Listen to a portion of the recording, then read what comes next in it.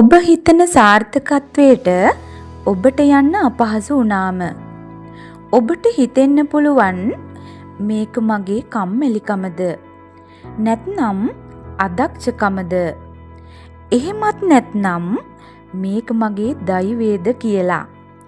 නෑ, ඒ ඔක්කොම වැරදි.